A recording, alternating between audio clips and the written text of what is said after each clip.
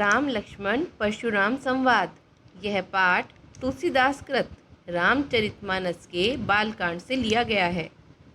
इस पाठ पर आधारित कुछ बहुविकल्पीय प्रश्न व उनके उत्तर देखिए। परशुराम के अनुसार लक्ष्मण इनमें से क्या है? विकल्प देखिए। मूर्ख, कुबुद्धि, कुटिल अथवा उपर्युक्त सभी। प्रश्न का उत्तर है उपर्युक्त सभी। परशुराम को लक्ष्मण में ये तीनों ही बातें नजर आ रही थी। अगला प्रश्न देखिए।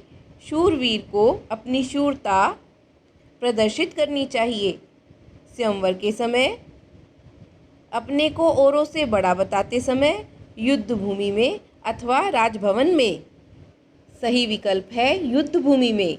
शूरता युद्ध भूमि में ही देखी जाती है, बातों से कोई शूरवीर नहीं होता। तुम तो कालू हाक जनु लावा, पंक्ति में निहित अलंकार है उपमा, उत्प्रेक्षा, रूपक अथवा श्लेष। सही विकल्प है उत्प्रेक्षा। जनु, मनु आदि का प्रयोग उत्प्रेक्षा अलंकार में ही होता है। परशुराम ने गाधी सुनु का प्रयोग किसके लिए किया है? विकल्प देखिए। स्वयं के लिए, गुरु वशिष्ठ के लिए, विश्वामित्र के लिए अथवा लक्ष्मण के लिए। सही विकल्प है विश्वामित्र के लिए। सूनु का अर्थ पुत्र होता है, अतः गाधी सूनु से तात्पर्य गाधी के पुत्र से है। ये विश्वामित्र के पिता थे। अय में खांड न ऊख में, पंक्ति में अलंकार है श्लेष, रूपक, उत्प्रेक्षा अथवा अनुप्रास। सही विकल्प है श्लेष अलंकार। यहाँ खांड के दो अर्थ हैं, खांडा अर्थात तलवार और खांड जिससे मिठाइयाँ बनती हैं। अगला प्रश्न देखिए।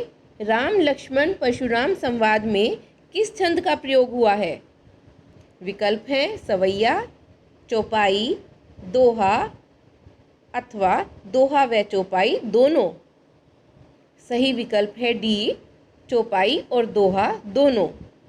राम लक्ष्मण परशुराम संवाद में दोहा चौपाई दोनों का ही प्रयोग हुआ है। प्रत्येक चौपाई के अंत में एक दोहा दिया गया है। परशुराम के सिर पर अभी किसका ऋण शेष था? विकल्प देखिए। माता का, पिता का, गुरु का अथवा शिवजी का। सही विकल्प है सी, गुरु का। परशुराम शिवजी को अपना गुरु मानते थे, परंतु श्री राम ने शिवजी के धनुष को तोड़ दिया था। लक्ष्मण ने ऋण चुकाने के लिए परशुराम से किसे बुलाने के लिए कहा? विकल्प देखिए। किसी मध्यस्थ को, हिसाब किताब के जानकार को, अपने गुरु को अथवा राज दरबारियों को। सही विकल्प है हिसाब किताब के जानकार को, क्योंकि हिसाब किताब करने से ही ऋण चुकता होता है। लक्ष्मण के शब्द परशुराम के लिए थे। विकल्प देखिए। क्रोध रूपी अग्नि में जल के समान, शीतलता प्रदान करने वाले, जले पर नमक छिड़कने वाले अथवा क्रोध रूपी अग्नि में घी की आहुति के समान। सही विकल्प है डी, क्रोध रूपी अग्नि में घी की आहुति के समान। परशुराम क्रोधी थे, परंतु लक्ष्मण के वचनों में व्यंग था, जिसके कारण परशुराम का क्रोध और भड़क गया, जैसे अग्नि घी की आहुति देने से और भड़क जाती है।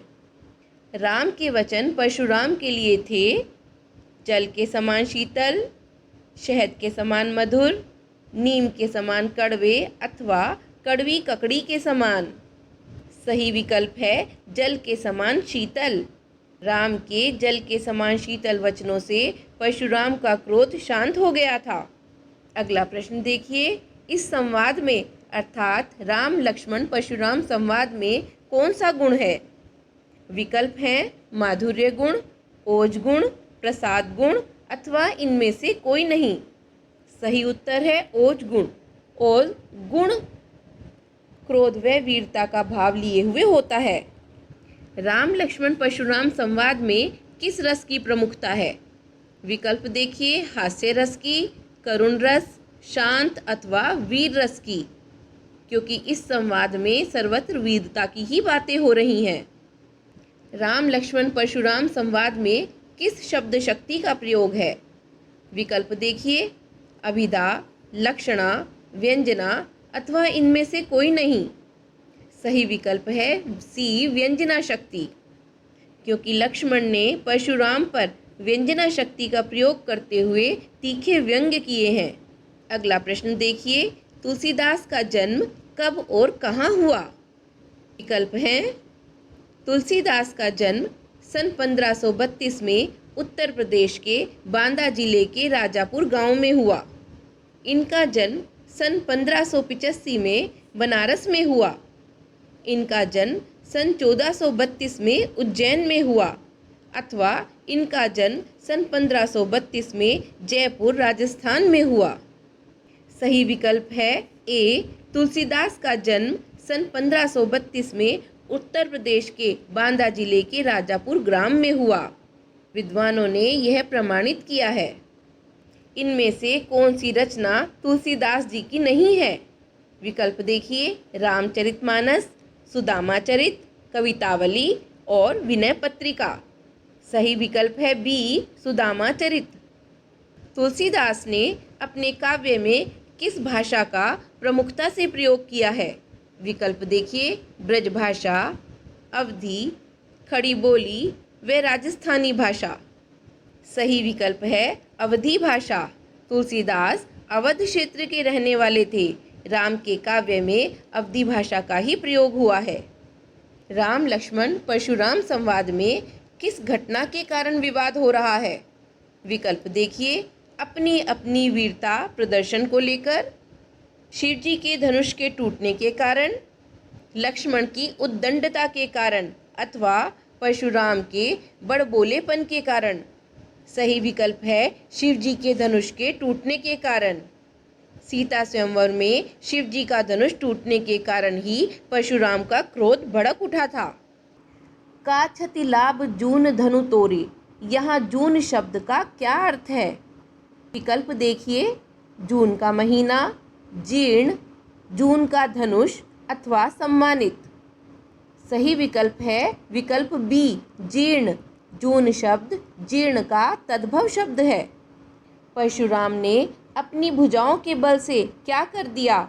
विकल्प देखिए, धरती को क्षत्रियों से रहित, क्षत्रियों का पालन, गरीब लोगों की सहायता अथवा विश्व विजय। सही विकल्प है धरती को क्षत्रियों से रहित कर दिया। परशुराम ने अनेक बार इस धरती पर क्षत्रिय राजाओं का वध किया था एवं उनका राज्य ब्राह्मणों को दे दिया था। तर्जनी को देखकर कौन मर जाता है? विकल्प देखिए, कायर व्यक्ति, कुंभड़बतिया अर्थात छुई मुई, अहंकारी व्यक्ति अथवा काशीफल। सही विकल्प है विकल्प बी, कुंभड़बतिया, छुई मुई। यह एक प्रकार का पौधा होता है, इसे छुई मुई भी कहते हैं। तर्जनी के इशारे से मुरझा जाता है, ऐसा लगता है मानो यह सूख गया है। कच्चे फल को भी कुंभड़े कहते हैं। यह कौन कहता है कि धनुष तोड़ने वाला तुम्हारा ही कोई दास होगा? विकल्प देखिए, राम, लक्ष्मण, विश्वामित्र अथवा परशुराम। सही विकल्प है राम। श्री राम परशुराम से कहते हैं कि धनुष तोड़ने वाला तुम्हारा ही कोई दास होगा। अगला प्रश्न देखिए, राम ने जिस धनुष को तोड़ा वह किसका था?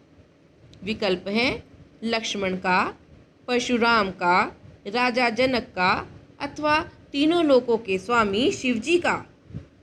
सही विकल्प है तीनों लोकों के स्वामी शिवजी का। यह धनुष त्रिपुरारी अर्थात शिवजी का था। भृगुकुल केतु कौन है?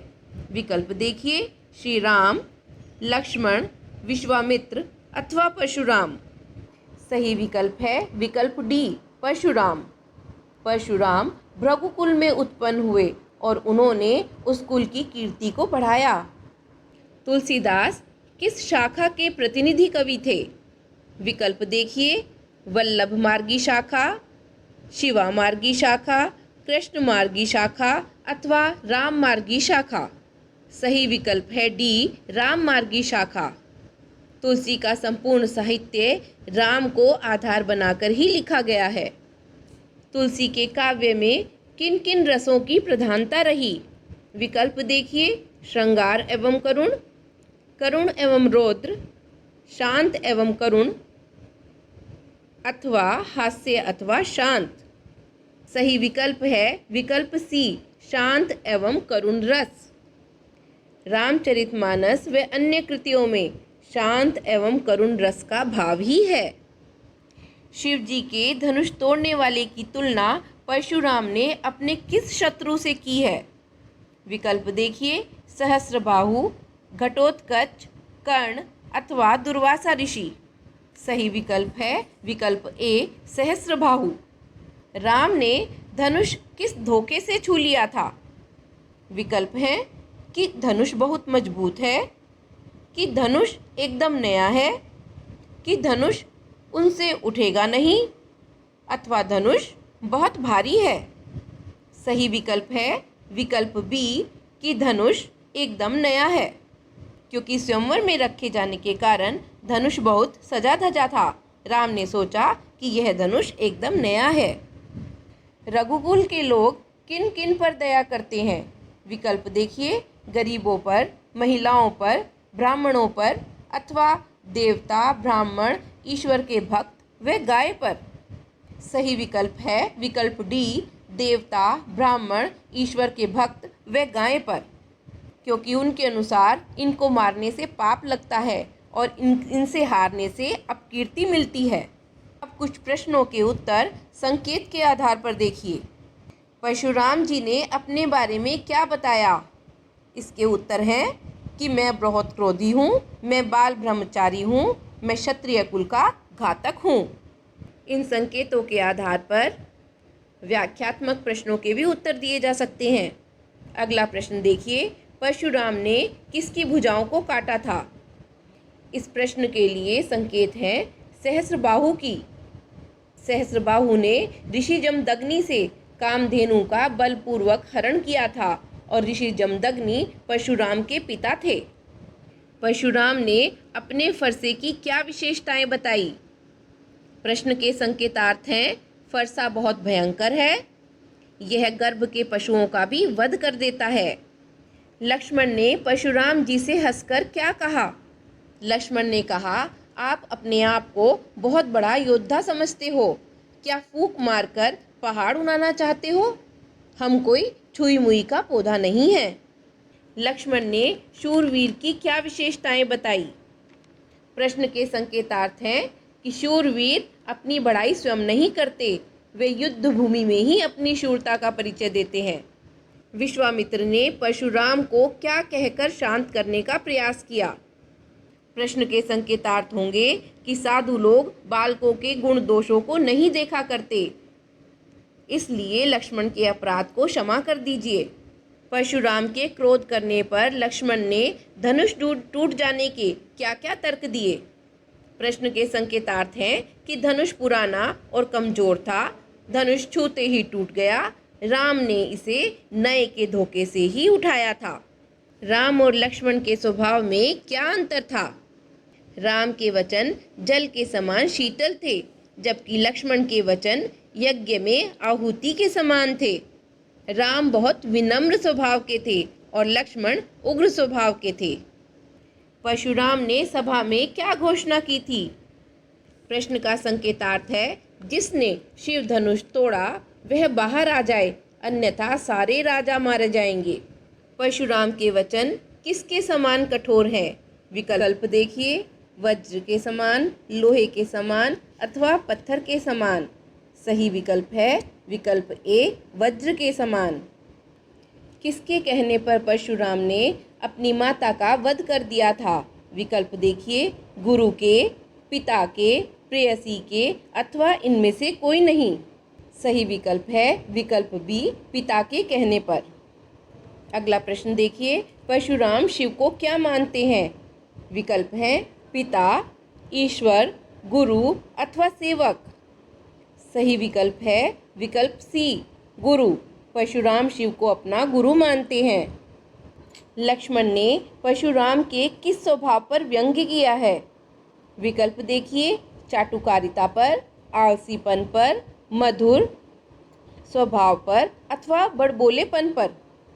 सही विकल्प है विकल्प डी, बड़बोलापन।